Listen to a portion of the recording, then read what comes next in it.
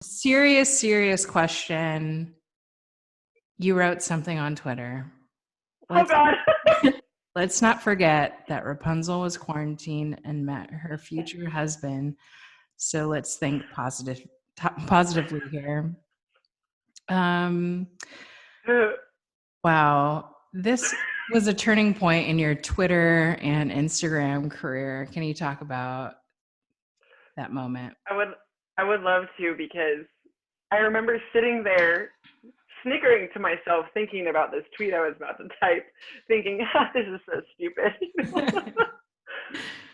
And then I kept getting, like, every time I went on Twitter, because to be fair, Twitter is kind of where I see most of my news, Yeah. So every time I open Twitter, I'm like 20 plus notifications. This doesn't happen all the time.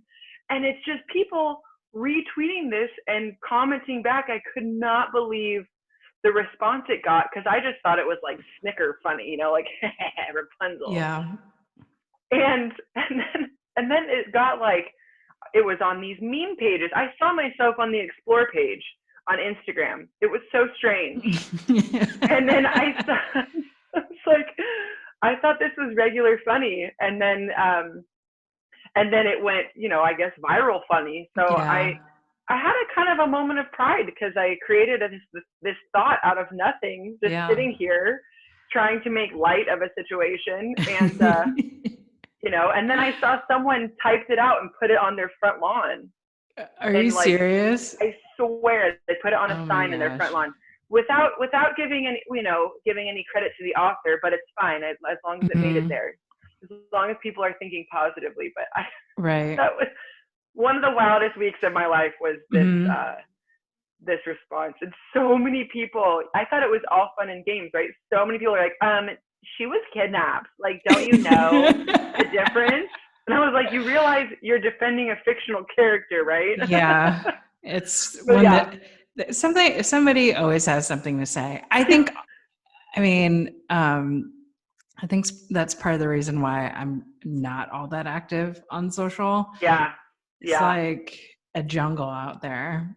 It is wild. It's like that. But you face it head on. You're like, you're on Twitter getting your tweet on. Thank you. Yeah. I do love getting my tweet on, that's for sure. Especially because I feel like I've always tried to stand for, like, believing in what you say and meaning what you say. So if somebody wants to kind of, especially when we talk about softball or in that kind of realm, if people come at me, I want to stand up for myself. I want to defend what I believe in, you know what I mean? So without being nasty or without being rude or being like, oh, you're ugly, Yeah. So I feel like it's been a different kind of challenging for me to deal with the trolls on the internet who just want to say something rude and just like, whatever, don't, because you see a lot of people taking things so seriously, or if someone says something rude to them, like, it affects people personally,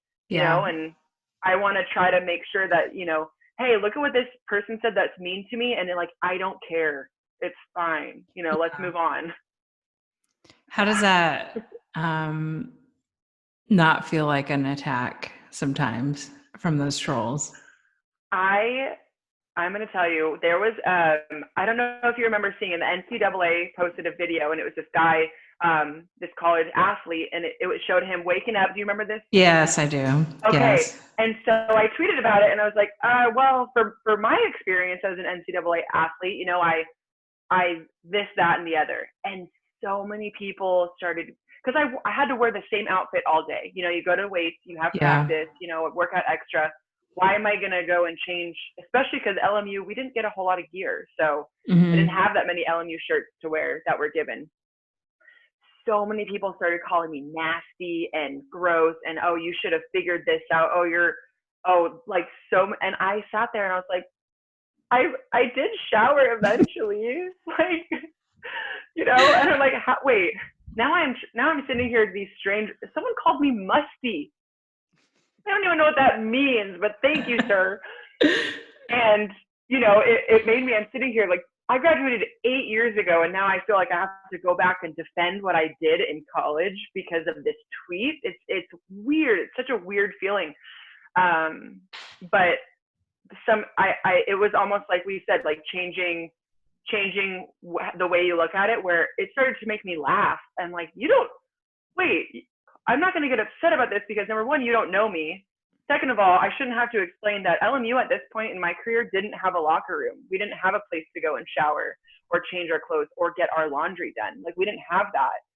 So, but why do I need to tell, Sir Mix-a-Lot 28 on Twitter my situation? So yeah.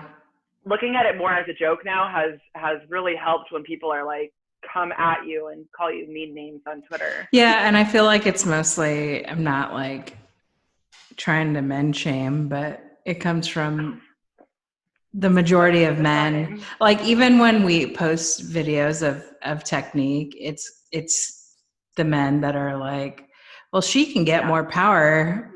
Dude, it's Amanda Lorenz. I don't think she's gonna take advice from a dad who's tweeting her.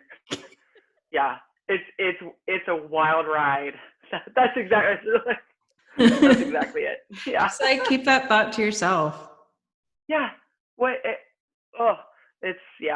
Especially with all the talk of different players, like especially mechanics or when you show like a highlight reel and people are like, oh, well, this fence is only 200 feet. I'm like, thanks for pointing it out, sir. Like, it's still went over.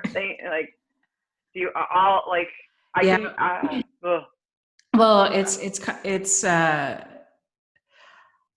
it really gets under my skin because it's the pervasive message that it's not enough. Yes. What you're doing is not enough. And at the end of the day, women, you are not enough. And nothing you do. Fuck that.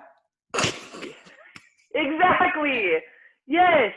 I was just talking yesterday to Amanda Chittister. We were talking about like eating habits and weight and your body image and all that kind of stuff. And we both decided, we're like, it's just like, there's so many things that are just not fair because, well, oh, if you do this, oh, you're too skinny. Oh, if you lift weights, you're too manly. Or if you like, there's so many just different kind of things where, okay, if you hit a home run, well, that's not that big of a deal because it's not a far fence. Or, oh, if you strike someone out, well, you're throwing from 10 feet away. Not enough.